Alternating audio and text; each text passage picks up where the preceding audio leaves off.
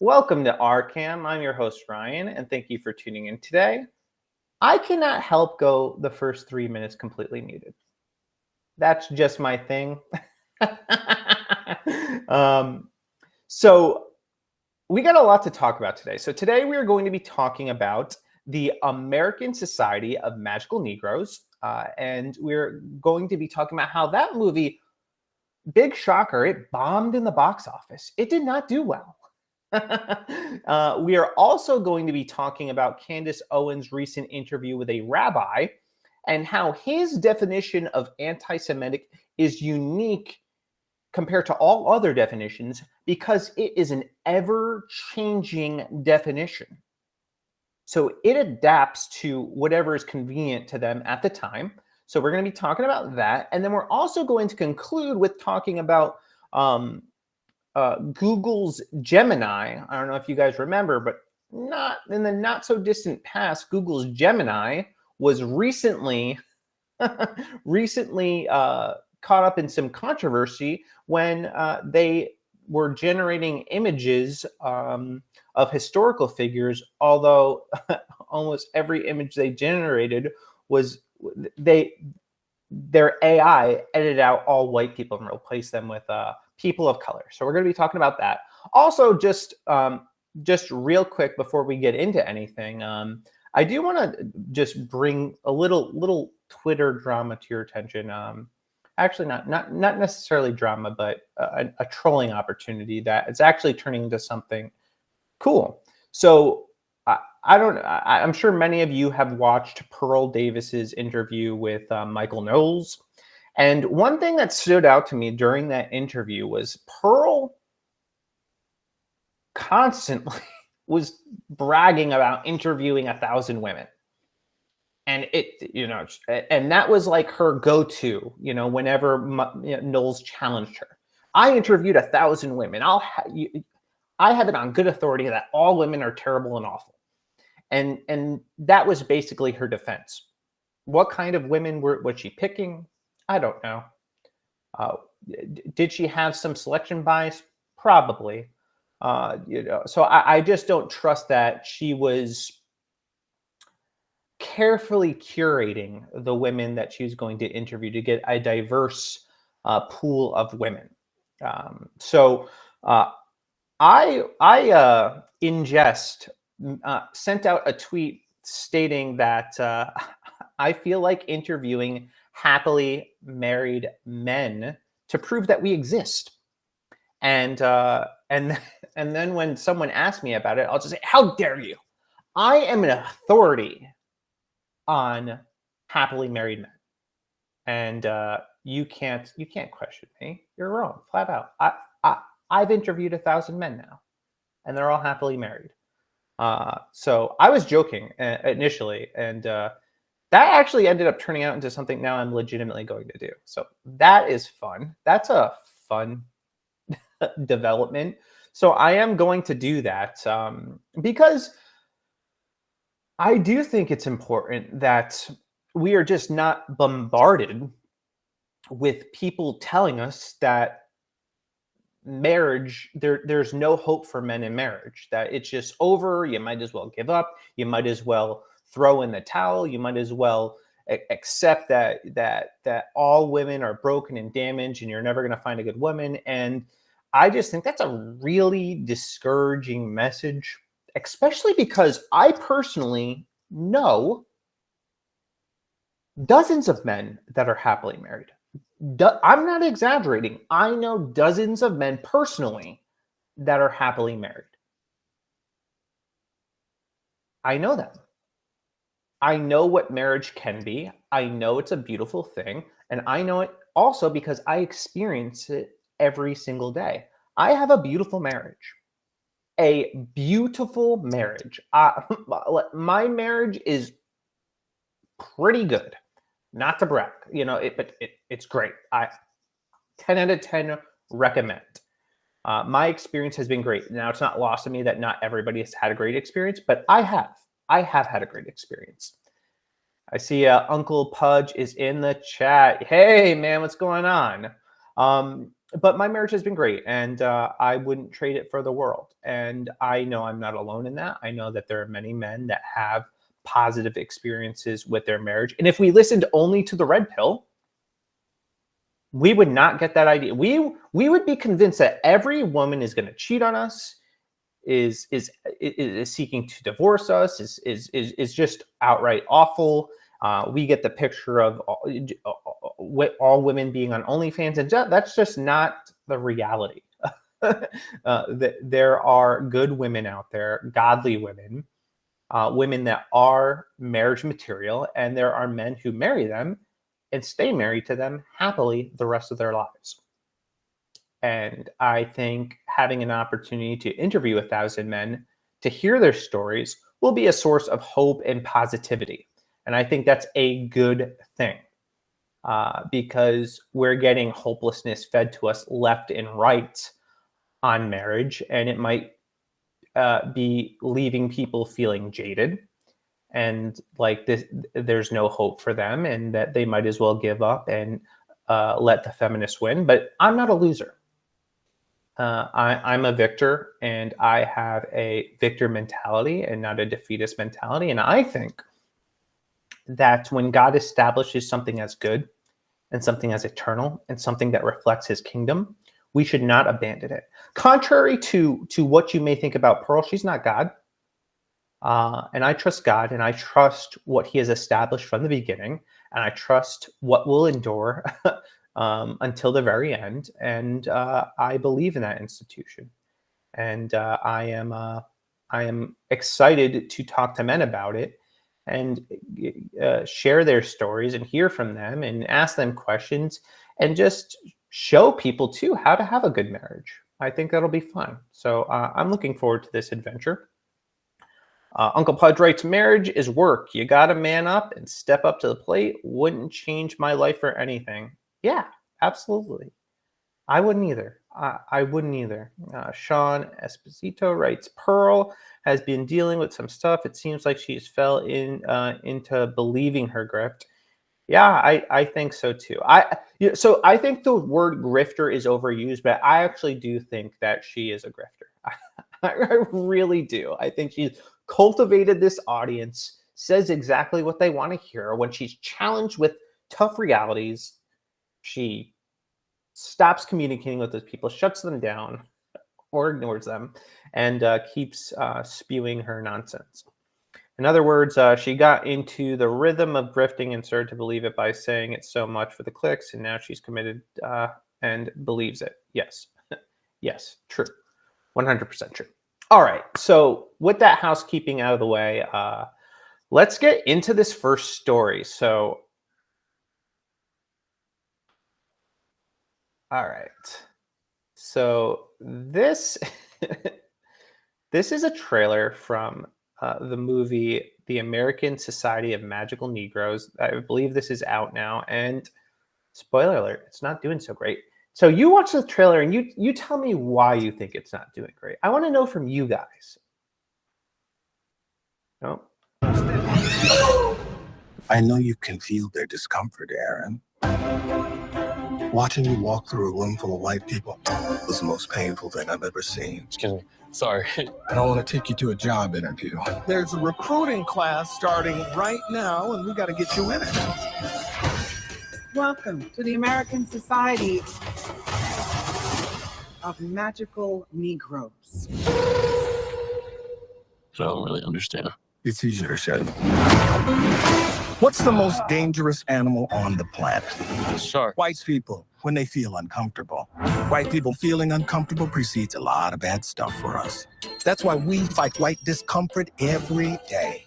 Because the happier they are, the safer we are. The name needs a little updating, maybe like magical black people, or I guess that doesn't have the same ring. You ready? Oh, wow. Your first client is a Jason Munn. His morale is far too low. Hey. Hey. Darn it. I was hoping there was a station right next to him. Oh, is this one spoken for? No. Yeah, it's actually fun and weirdly relaxing. It's like being a secret agent with none of the danger. Hey, I'm Lizzie. Nice to meet you. Nice to meet you. She's great. Yeah, she's cool. You kidding? Come on, man. She's smart and funny. I know what you were doing going on about her. You're trying to set us up. No, that's not what I was doing. You cannot have a relationship with Lizzie now, because if you don't put Jason first, everyone's magic will fail. I've always felt like it's my job to make white people feel comfortable, and here it literally is. But maybe it shouldn't be. I got a great plan to ask her out, but I'm gonna need your help. Do you think you could like work your magic? Hey, is he talking about me? Hey. Oh my, wait, are you? But I've traveled a long way.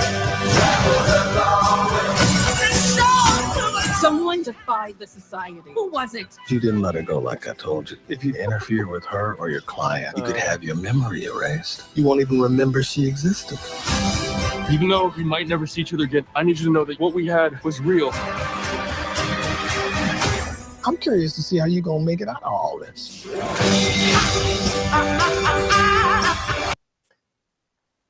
So when this trailer first came out, it was met with a lot of backlash from actually both white people and black people alike. White people obviously noticed that they were being denigrated in the trailer and being called one of the most dangerous animals alive, and and that the job of black people is to make us feel comfortable. So yeah, that seems I don't know. That just seemed a little racist to me, just a little bit. And then some of the black people watching this trailer were upset that it wasn't, that it was focusing on a love story and not more about hating white people. So real lovely there. And as predicted, I don't know, as it didn't seem like this was getting met with glowing reviews. And as predicted, it was a colossal failure. So this is from Bounding in the Comics. The American Society of Magical Negroes is a financial disaster. Barely manages to make $1 million on opening weekend. That's pretty bad. So the American Society of Magical Negroes, a self-described comedy produced by Focus Features and directed by Kobe Libel, is a massive financial disaster that will likely fail to even break even. So they're not even going to recoup their cost for this movie. So this gives a little bit more of the numbers. As per information collected by The Numbers, the Justice Smith-led film was barely able to pass the 1 million mark, making a total of $1,304,270 on opening weekend, and debuting in over 1,000 theaters across the United States. While the film's production budget is being kept under wraps, these numbers are still abysmal. It's likely because they are tracking to have wasted far more money than was actually, or they invested far more money than they're actually going to get back on this film. So to better illustrate, the American Society of Magical Negroes grossed a mere $524,695 on Friday, and a measly $469,000 on Saturday, and an even more pathetic $310,000 on Sunday, seeing a 34% drop from opening day.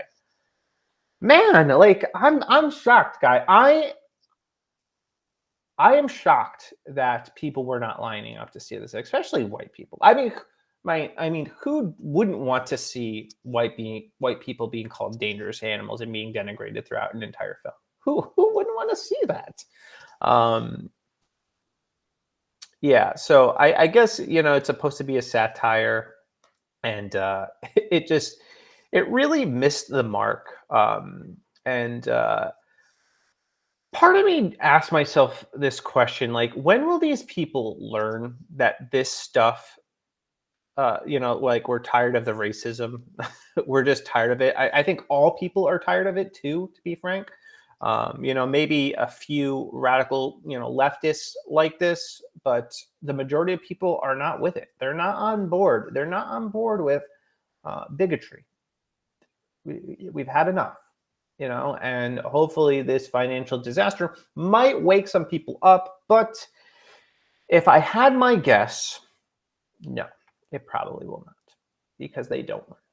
They never learn. They will produce one disaster after another, and even if it costs them millions of dollars. So, all right, I do not have a lot of time because I have another show to go on at 9, so I'll be on the Daily Wire, friends. But I do want to get into this controversy with Candace Owens and this Rabbi Barclay. I listened to this entire interview, and my God, I have never actually heard anything quite like it. This man is a trip. Let's just listen to this first clip. Now, I wanted to try to find like a version that didn't speed things up so you could kind of hear everything in their context. But this clip shared by Censored Man, they took some creative liberties with it, which are pretty funny, I'm going to admit. But if you want to watch the full episode, she has it posted directly on her page, so you can find it there. But let's give it a watch. Could you provide for us a definition of anti-Semitism? Absolutely. I really appreciate that, because I think that is the break. If we're not speaking the same language, where can we go, right? So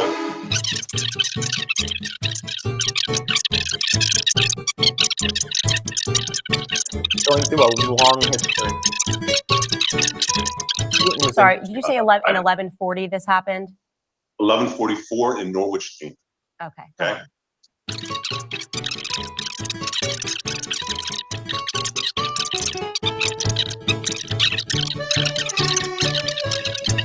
Lord Sachs. Oh, I just want to pause it.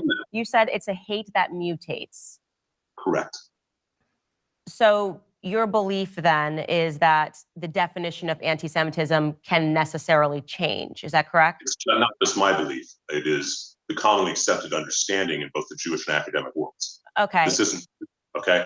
As I said, that's why I quoted, this is a quote. It's a great thing from Lord Sachs, Jonathan Sachs. It's a great thing from Nihiletic. This is just accepted as the understanding of, a cultural anthropologist. So I would just say off the bat, I do not accept that definitions can just mutate. That is something that I could debate that on, like the definition of a woman. I mean, and I'm saying not just about Jewish people. I think that we have to have a concrete definition to work with, because then you can just update and say, actually, I've changed that, and now this is what constitutes anti-Semitism.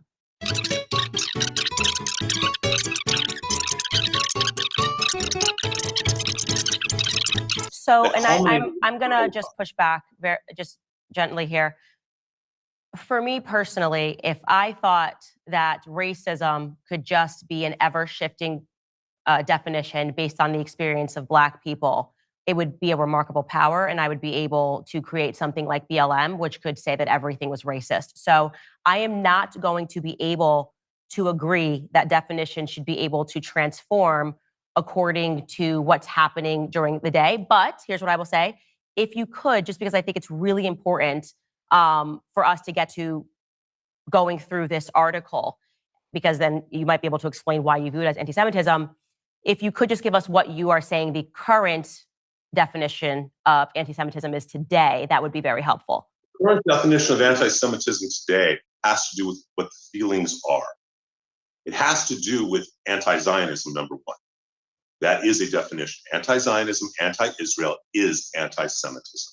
Okay. This isn't so you believe that Jewish people can be anti-Semitic? Absolutely. Okay. I don't get to tell a Black man if he's experiencing racism. Mm-hmm. He knows. I don't get to tell you if you're experiencing misogyny. You know. If I make a comment and it's misogynistic, and you say, Rabbi, that was really misogynistic, my job is to say, wow, I didn't mean that. I apologize. That's not what I meant. Except, I'm just, if it's not true, then my job is not to apologize. I don't care what you feel about it. I don't care about your feelings.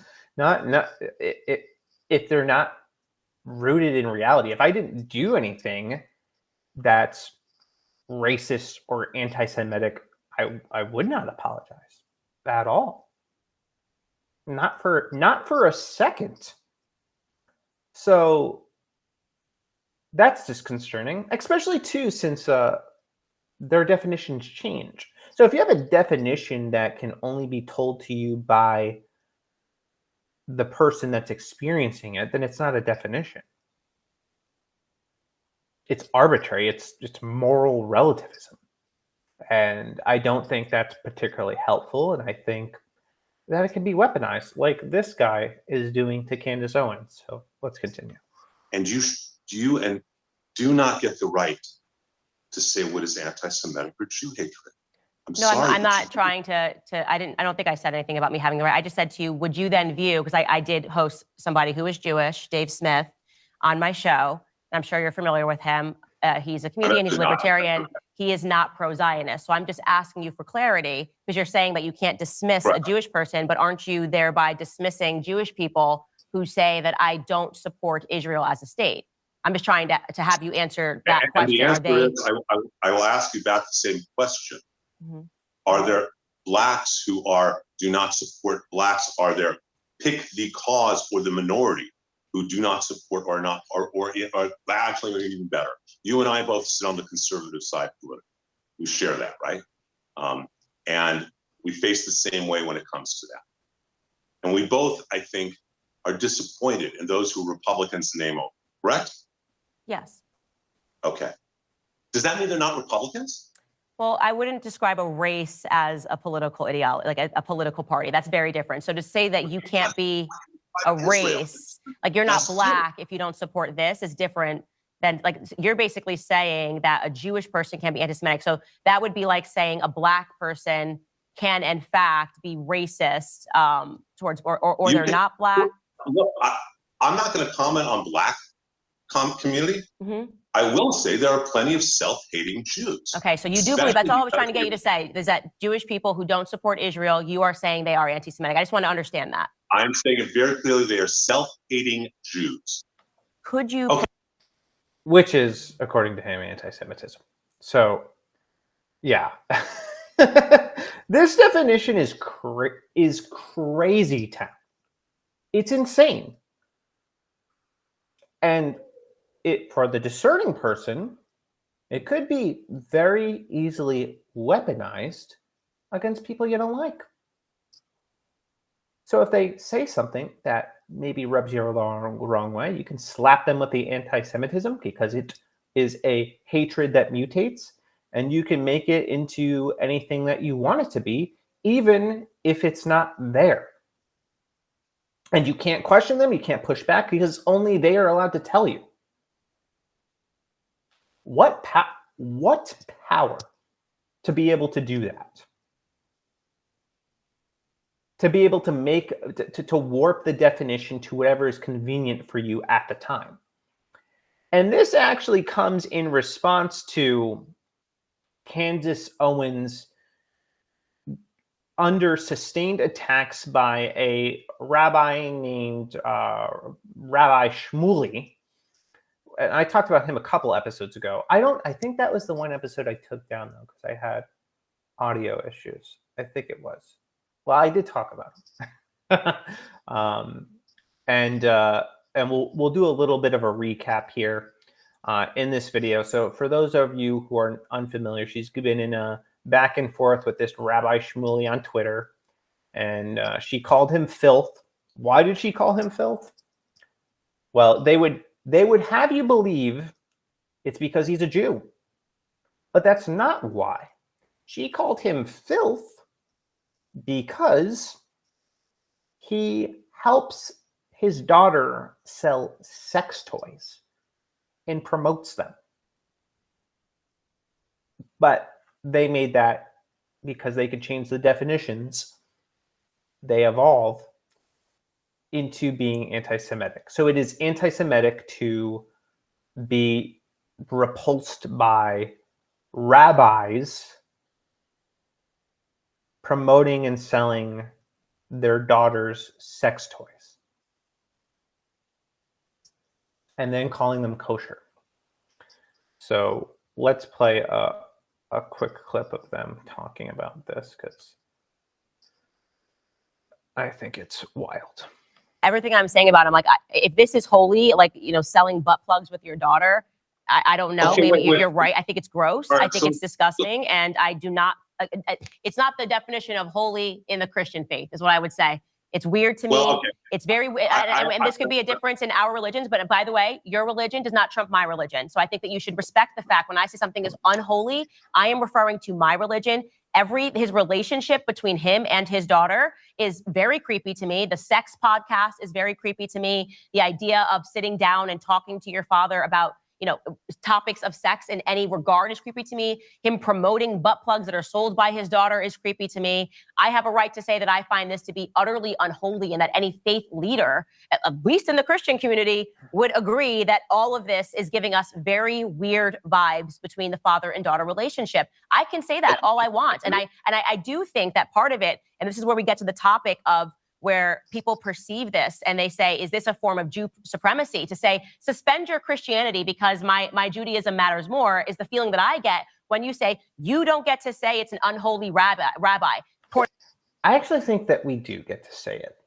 I do get to think, even if we're not Jews, because Jews, at least as far as I'm aware, draw a lot of their doctrine and teaching from the Old Testament, the Bible, the Torah.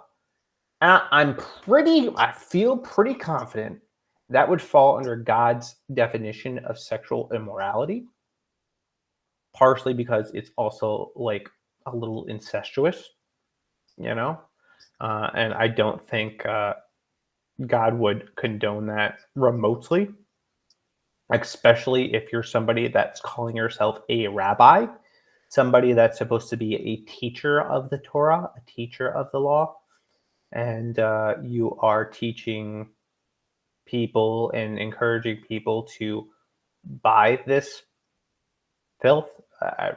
I'm just hard pressed to believe God's going to be on board with that. Pornography is unholy in my view. You might disagree with that. It is unholy to Christians. The topic of pornography, peddling pornography, selling butt plugs, the commercialization of pornography is unholy. And I'm going to continue to call him unholy because that is what I deem him to be. And I say that as a Christian.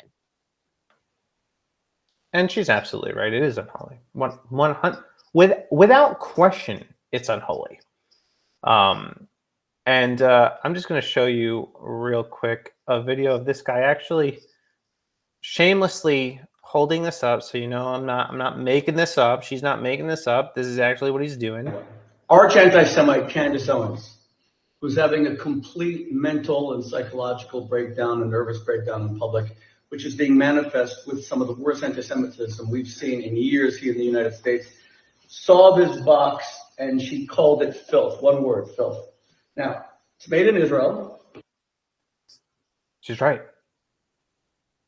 And he's, all right, I know I said the word grifter is like overused, but he's grifting off of this Twitter beef with Candace Owens to sell these kosher sex toys.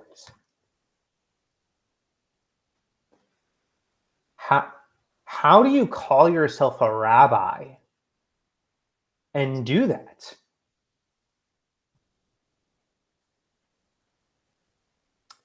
It's wild to me. As somebody too that has formerly been a church leader, I can't imagine somebody using their position as pastor to sell sex products. Beyond disgusting. And he is a rabbi, and I am convinced he is a rabbi for the synagogue of Satan. I can't type that. By the way, you cannot type synagogue of Satan on Twitter without getting flagged and and your visibility reduced. But yeah, he is definitely serving Team Satan, and it's honestly repulsive. And then there are just more things. So yeah, here's another clip, another exchange between them, where Candace refers to his daughter as a hag, which is just a word used to describe witch, which we've all known, like there's a phrase you call someone an old hag. I don't know, I don't do that, but we understand what it means generally. But no. He's going way back to a time where, just hear for yourself. How dare you go into the misogynistic, the anti-Semitic trope of his hag daughter, something used throughout the late 18th and early through the early 20th century. Sorry. Hag is now anti-Semitic? So that is a term of his hag daughter that goes back into the witches of Eastern Europe. Why do you have to call her a hag daughter? Who knew that, by the way? Nobody that uses that term knows that it originates from East. No, nobody. I certainly did not know that. Just to be clear, because she's a witch.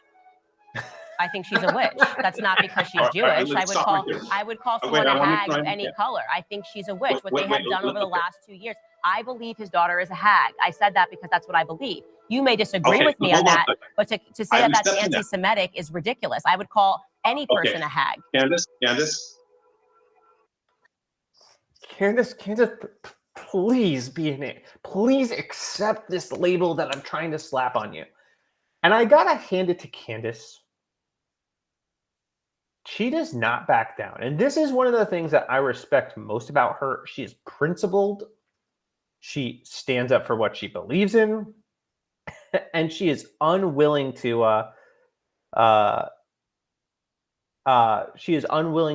back down. Hold on, I have someone jump in the chat. Jump to say hi. This is from Bozo Priester. Do you finish? Yeah, I do plan to finish before the rewire. So yeah, I'm trying to be done the next 10 minutes. I'm probably gonna cut out my last segment because this is just too interesting. But yeah, she beautifully handles this, and I think more people need to find their spine and be willing to stand up for something that's obviously absurd.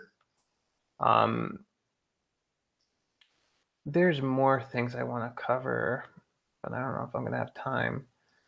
I'll cover these last two, and then I'm probably gonna have to jump off, guys. All right, let's do this one. A number of years ago, a movie came out called The Passion of the Christ. Did you see the movie? Yes, it's a wonderful movie. Okay.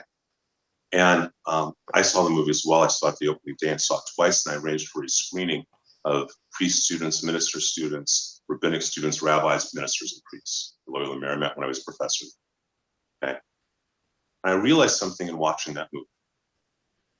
There are two movies going on. If you accept Jesus as your savior, then that movie is so brilliant and so painful about his suffering that it transcends everything else, and that's all you see. And I think you just said it was a brilliant movie, and as many of my friends did, Loyola, etc. I think it was a brilliant movie too as well. If you don't accept Jesus as your savior, you're not so emotionally attached to all the suffering that Gibson portrays so well. And so what you do notice, as an example, are all the anti-Semitic things. So I had a discussion with a woman who's the senior vice president of Loyola when the movie came out. She said, "Rabbi, there's no anti-Semitism." I said, "Actually, I'll give you an example of one scene. There's a scene of little Jewish kids who chase Judas, and they morph into demons. And they're wearing modern 20th century yarmulkes. They have classic Jewish stereotypical faces, and they morph into demons. And with modern yarmulkes, it's that trope of Jews as demons." And Lainey said to me, "I don't remember that scene." And I realized in that moment, she was so emotionally involved in the suffering of Jesus She didn't notice the anti-Semitism. But both are true in the movie. You may not have the desire to have that pain in your heart. But what I'm trying to tell you is, by having a conversation with Tucker Carlson, I don't remember that scene either. I'll have to watch it. But I'm pretty sure he's probably reading into something that's just not there. I know they talk, this conversation continues a little bit right here. So I just want to play this clip. And again, I think how you said about when you read you watch the Passion of the Christ and you have, your eyes when you watch it, and I have my Christian eyes. Very difficult for me to say when the greatest Holocaust that ever happened was against Christians and what the Bolsheviks did to us, drowning us in barges. I cannot discount the things that have happened to Christians. We are actually the most persecuted religion in the world, and it's never described as uniquely evil. And so what happened on October 7th is evil, full stop. What has happened in the past to Christians, what is happening currently to Christians in Armenia, it's evil. So this clip was actually in response to the rabbi basically getting Candace Owens to admit that what happened on October 7th was uniquely evil to like any event in history, the most evil thing that's ever happened. And which is why she has to be absolutely against that event above everything else. And she pushed back on him a little bit. I think I have it here. Because he acts so unhinged. Yeah, it's right here. Would not condemn these horrific events. You don't condemn them uniquely evil. You put them in pari passu relationship. So you're saying that even though I did, so now you're admitting that I did condemn Hamas, even though she refused to condemn Hamas. What condemnation is? Is this where you really want to go? Is have an English discussion? No. You wrote she refused to condemn Hamas. These are your words. Because when you put that, at the moment you say that they have a moral equivalency with anything else, that's not condemnation. No matter. I didn't. I said it's sad when an innocent. It's not condemnation, and is it's it, not. I'll just ask you a question. Sorry, is it sad? Candace, is it sad? Sure. Sit there and do that. I don't want to cut each other off, okay? Because clearly what we are having here is unhinged, y'all. Unhinged. Just a disagreement. There's no reason to get angry. Do you think think it is sad when an innocent Palestinian child dies? Candace, I cry every day. And it's not just for Israel. And this is one of the things you clearly do not understand. The same way most don't, who are anti-Semites, who don't get it. I cry for what's going on in Israel. I cry just as much for what we are forced to do. Golda Meir had a great quote.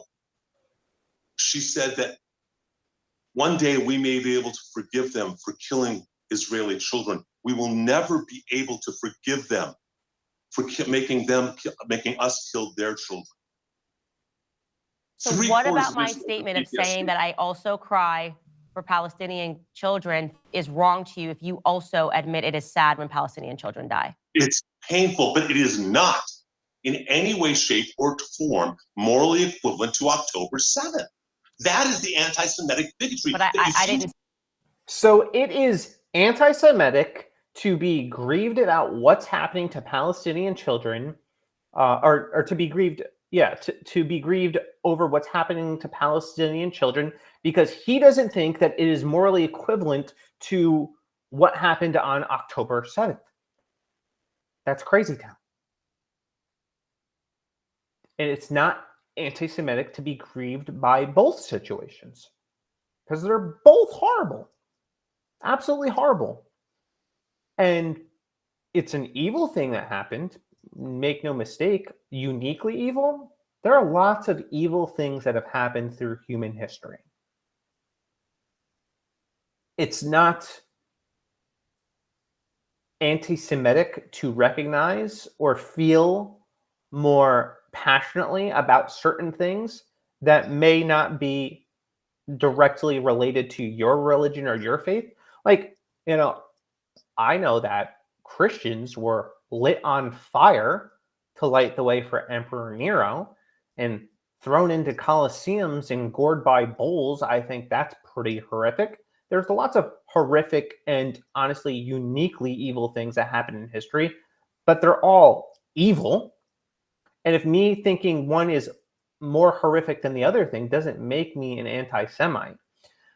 So it is just another instance of him using his ever-evolving definition to try to smear Candace Owens and smear people who may not 100% agree with him. And he was trying to get her to do an apology, and she just refused.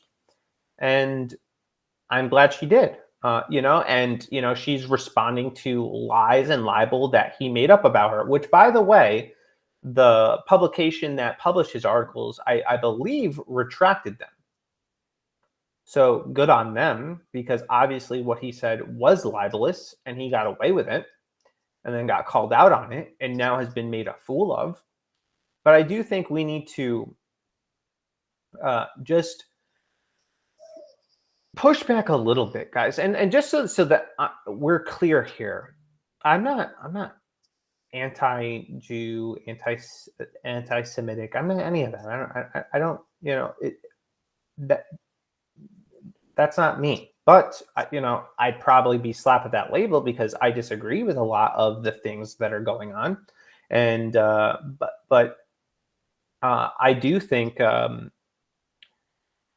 we shouldn't be afraid to have conversations, and we certainly should be able to defend ourselves when people are making accusations against us, which is what Candace Owens was ultimately doing when she's being attacked by the demonic rabbi selling sex toys.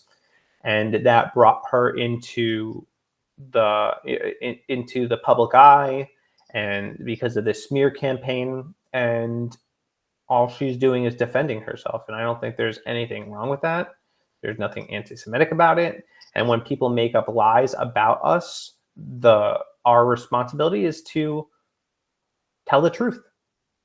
And in this case, the truth made this guy look like a complete unhinged lunatic. I mean, he made himself look like a completely unhinged lunatic. Very emotional too.